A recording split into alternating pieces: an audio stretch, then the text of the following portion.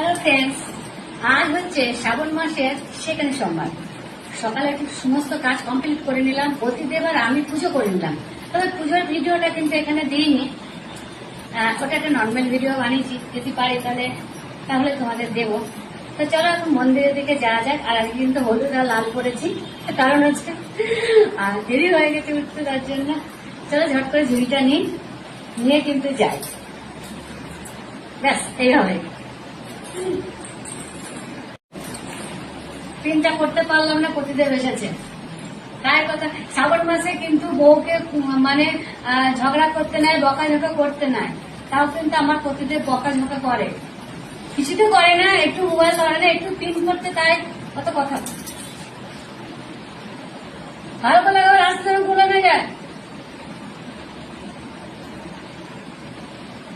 Thank you.